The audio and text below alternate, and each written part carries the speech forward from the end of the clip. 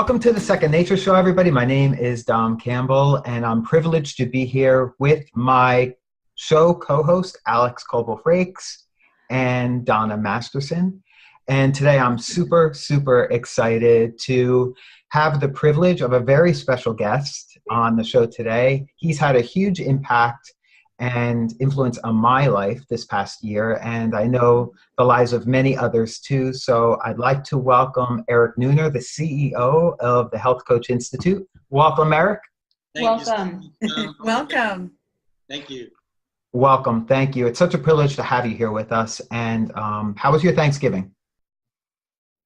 Really good. Really good, actually. Yeah. Awesome. I've been loving being a dad and finding more and more the most nurturing parts of myself. Awesome. Yeah. Beautiful. Awesome. I think we're going to be talking a little bit about that. Okay. But for those who are not part of the Health Coach Institute community or the HCI community, Carrie Peters and Stacy Morgenstern created the curriculum, and they lead the powerful coach training that HCI provides. And so I can understand from their standpoint why they would want a strong marketing guy like you on their team. But I'm really curious to find out from you, out of all the industries that you could have said yes to, why did you say yes to this one? Yeah, I love that question. I really believe in transformational coaching for myself and my own personal development. What's rooted in transformational coaching is the paradigm that we need to move towards so that we're becoming who we want to become, right? The most empowered version of ourselves asks really high quality questions that leads us to becoming who we were meant to become. So it's a bridging of the science of coaching into a program that's actually, that people can deliver, right? So if you're going to create something monumental in the world, then you have to make it easy enough and synthesize it enough that that it can be executed by as many heart-centered people as possible. Right, so we're like, that's at the root of how we're orienting this experience for people. It's how do we make it simpler? How do we make it easier to follow? How do we make the tracks that much clearer? And how do we support all of you to support each other? Mostly. Like ultimately, it's about activating your heart and your heart and your heart so that it's much bigger than anything we're gonna give. Yes. Like at the end of the day, so we're going to create the structure by which it's a shared experience that matters. But then from there, it's about what people do with it and how they live into it. And, ocean of opportunity, as long as we seize it. But it does require that the heart and the discipline to show up, and then show up when it doesn't work and learn. And then show up again, and when it and learn, and that's it. And my journey to here, how did I boil the ocean? Because I've actually gotten to witness, by being a marketing agency, I've gotten to witness a lot of businesses, and this one was the triple win. Interesting. I'm not deforesting. I'm not I could be doing a lot of things in the world, and empower. I don't know what's more important than empowered education, and education that moves hearts, and being in the study and the reflection of how we collaborate and lead and create new systems that work for humanity. Just like the triple win. And I experienced it myself in regards to doing lots of personal development. I've done most of the seminars out there. And it led me to Carrie and Stacy. And I loved everything about the genesis of their work, which was serving people who had gotten their training, but then needed to turn it into something. So like the such a great foundation to build a school from. Mm. Mm. I appreciate that too, because I had actually started on my health coaching career back in 2010. And when I went through my divorce, I had to quit because I couldn't afford to finish it. And I came back, and a lot of the students that I went through the course with got a lot of coaching skill, but they didn't have a lot of the background in terms of, well, what do they do with that once they have that? They didn't have the business side of it at all. And so, it's like, well, I don't think I really want to go back to that school. They're all struggling to open a coaching business, right? And there were some other things that, of course, I was looking for as well, but I love that you cover that. Yeah, I love that you cover it. You make it deliverable so that anybody can get going with this. Yeah, and I really, this orienting towards marketing as sharing and caring when it's done right, like this is a paradigm shift. Like this one is actually, we got to live this one into existence because we're conditioned on marketing, like, right? Because it's been exploitive. Yeah. And and that's not to make people wrong, but we have a lot of systems with actually misaligned incentives. Just that's what's so. When you're sicker, I actually thrive. It's that's the win-lose that exists in several different industries, and without like demonizing anyone, because it's not about that. I just want to orient our systems because let's keep the economy, but just spend it, spend it where it's going to serve others. Yes.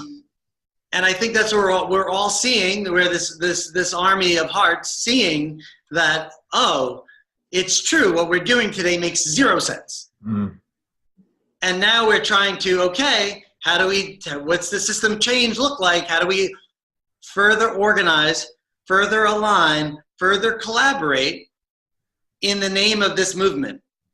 It's a transfer. It's a transfer of opportunity. Yeah, it's a transformation itself.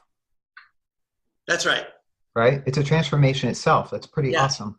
I love that. Yeah, that's a good way to go meta there, Don. Yeah. I've got a quick question for you. So if I'm one of these people who's got my heart in the right place, but I'm afraid of the marketing, what would you say is the first step that I can do to really start to break and help to change that paradigm?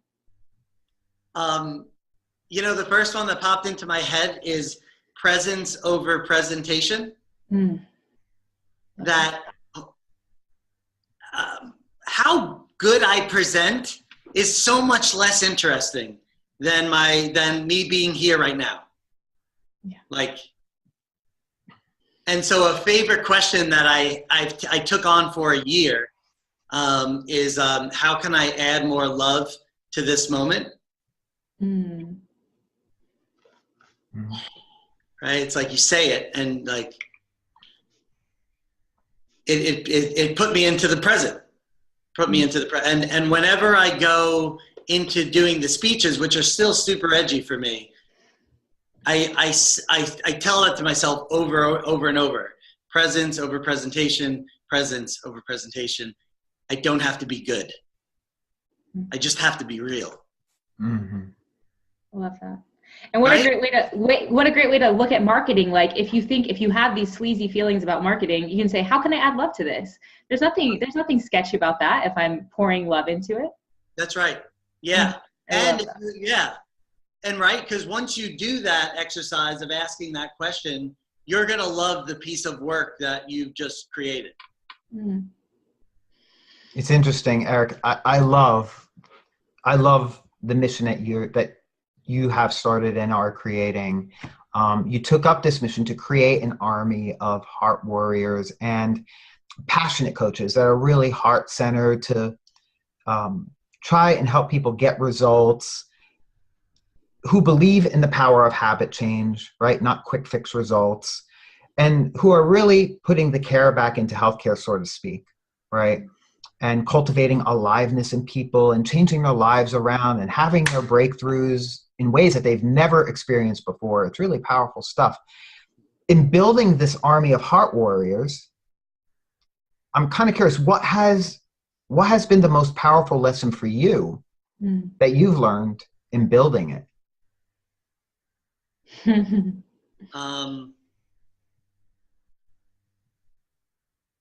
I'm really excited about this leaning into connection when you want to avoid. So noticing the resistance in yourself to others,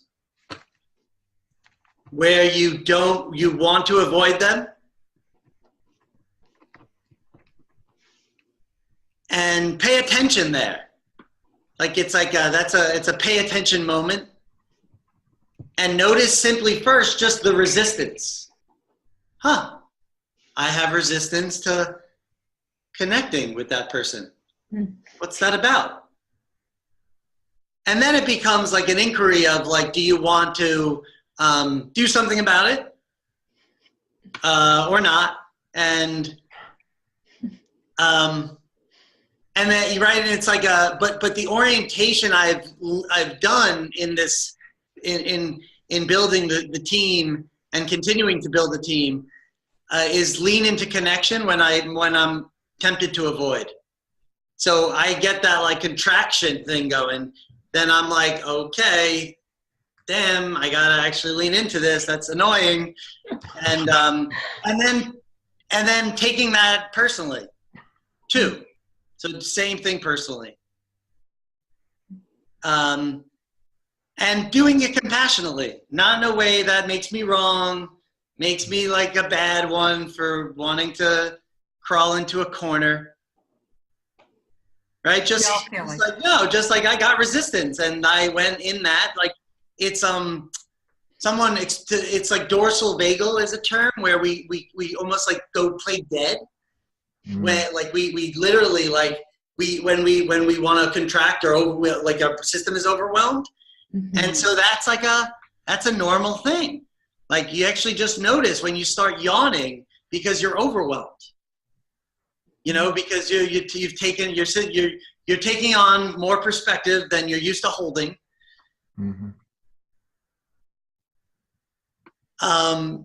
And so yeah, this avoidance thing is a little bit of that. It's a little bit of play dead. You got to drain yourself of your ego. You know, I think it's that mission, like like just play for something bigger than yourself. Yes. And then it's like you create the container by which you need to live into it. And I said that at the live event. Yep. You know, in my story. I loved it. Yeah, it's like it's you know we're formed, we're shaped over time. We're all works in progress. And so what's the container that most serves our open heart? Yeah. As you know, I signed up for HCI last year because I saw the YouTube video of you talking about your childhood and your mission as a CEO, being a heart warrior, wanting to change people's hearts and lives. Like that really spoke to me. I had never heard a CEO use words like hearts and lives before. And I really connected with that. And then again, at your live event, you shared a lot. You went even deeper, sharing more of your personal life that you haven't shared before, at least I haven't heard before, and talking about your family, your recent divorce and that. And I totally connected with that too, in a really uncanny kind of way, because I've had a similar experience as you shared at the live event. And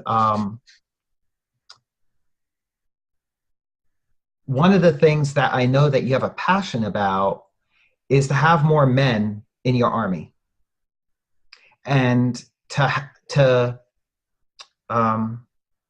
have it be okay to share your heart, right? To express feeling and to be essentially more vulnerable. It's okay to be who you are, to be yourself, to have the experiences that you're having, and to express those feelings. So in doing that, in leading that charge of finding men to join your army of heart warriors, what has been the biggest surprise for you?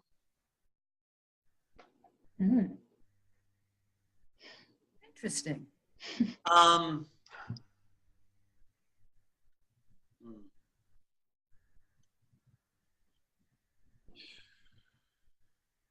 It's a sore spot for me. I think it's kind of what's, if I'm going to be most honest, like it shows I think what like rose up as like judgment for not playing bigger to attract more men into this work. You know, like this is a gift. It's a total gift, and I'm playing. It's like where I'm playing small. If I'm gonna, name like what's most true for me in this.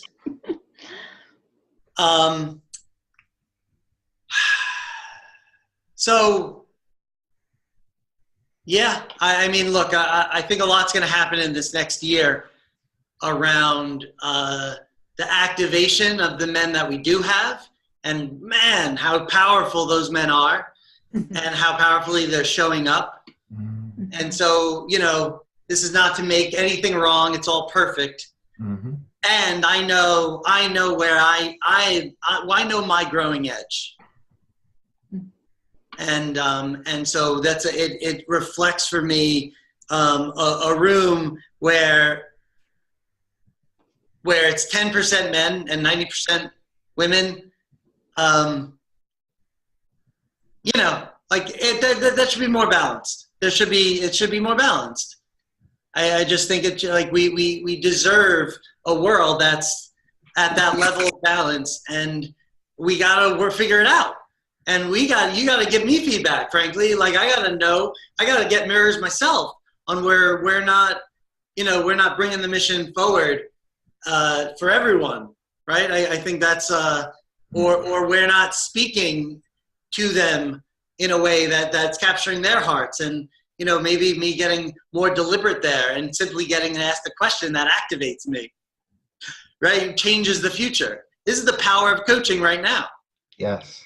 Right? You asked me a big question, and it actually like showed me a place where I'm like, oh, damn, like I'm not living into it the way I'd like to be. But it's good. All good. I code that as good.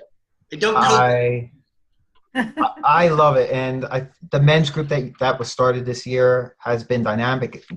It's growing. There's more men every month. It seems like there's more people jumping on. So your army is growing, brother. Your army is growing. And I love being a part of it. It's a privilege. So I look at you not just as being a market leader, right? I really look at you as being more of a market interrupter and causing industry leaders, right? You were talking about different industries before, but really causing those industry leaders to really sit up and take notice, right? Notice that there's a different approach that needs to be considered. And so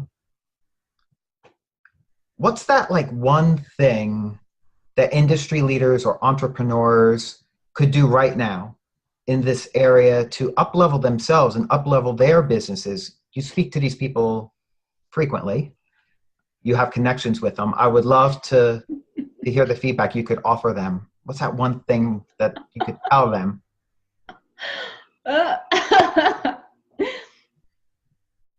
Go for it. I'm appreciating the appreciation.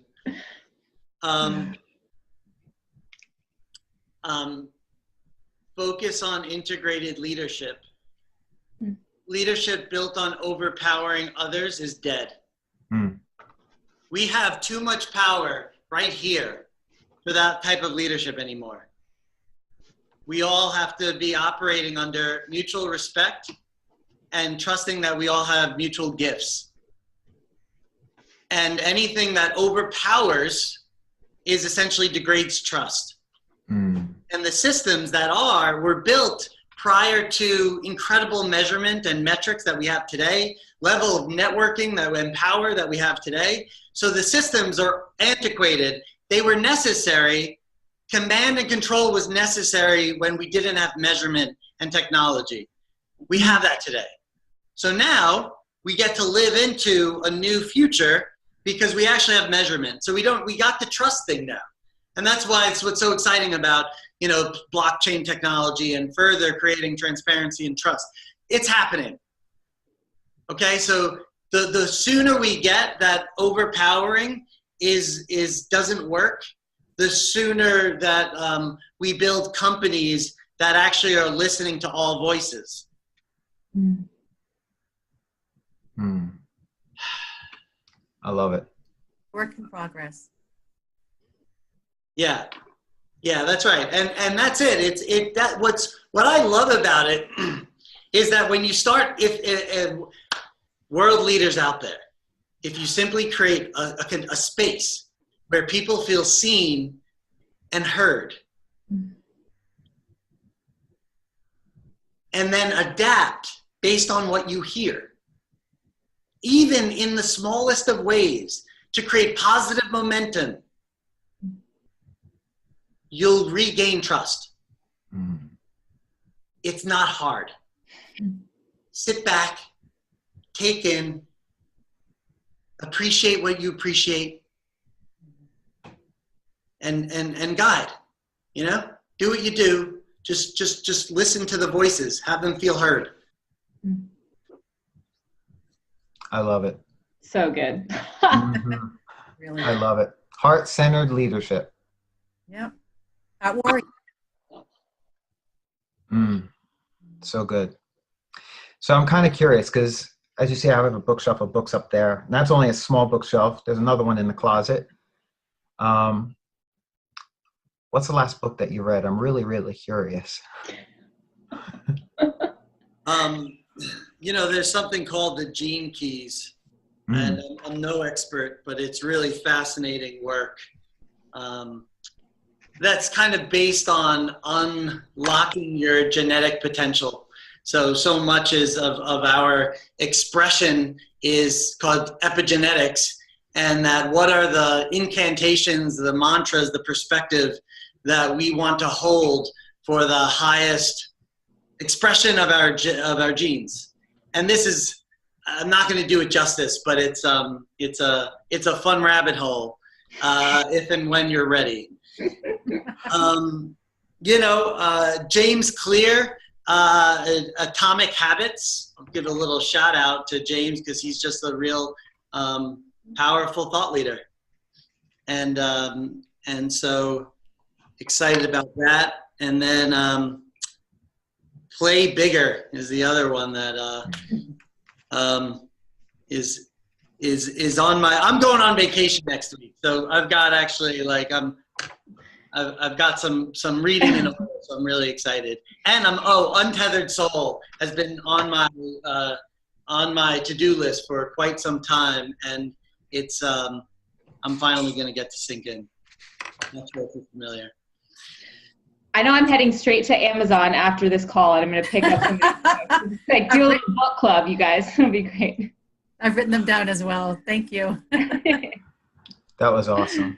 That was awesome. Thank you, Eric. I appreciate you sharing that. And I appreciate you being on the show today and sharing your thoughts and sharing your wisdom and experience and all that you. I got one more thing. Sure. If I can interrupt for a sec. It's just it's in a big one because it leads to this what everyone needs to get around creating that space is safety first, right?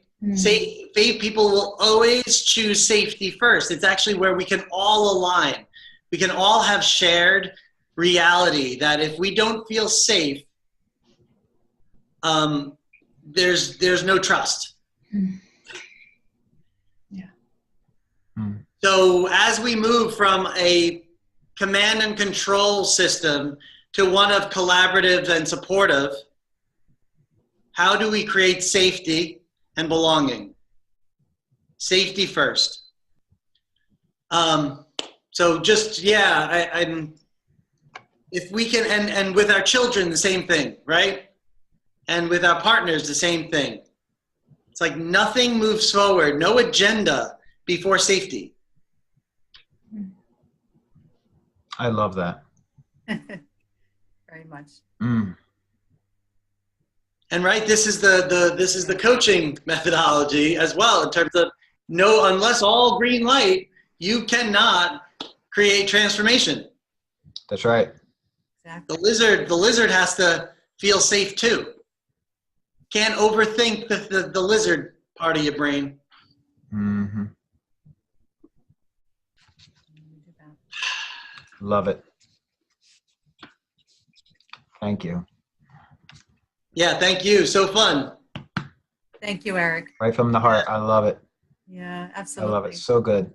Thank you so much for joining us this week on the Second Nature Show. It was such a pleasure to have you, Eric. It was great to peek behind the curtain and see some of the things that you're up to in the world to move this engine forward. I know it takes so many parts, and we're so glad that you are really putting your heart and soul into this work every single day so that we can all have the courage to do the same. Because that was something at our last live event that I noticed is when the leaders were really being courageous, there was so much openness and so much vulnerability that was given permission to be experienced. Mm-hmm. So thank you, for being courageous and to show up in that way, in that vulnerability. It's been a pleasure having you with us today. We're really honored that we got this chance to speak with you. If people who are listening are curious about finding out more about HCI, would you say a good place for them would be healthcoachinstitute.com, or would there be any other place you would point them to if they wanted to join the mission and jump on? Yeah, we now have the Better Than Ever, life, Podcast. career, health, Facebook group. So that would be another just way of integrating and putting yourself in a circle of people who are trying to do it better and live a more inspired life. And yeah, if you're interested in what we're up to and looking for both personal transformation as well as bringing it to others, check us out.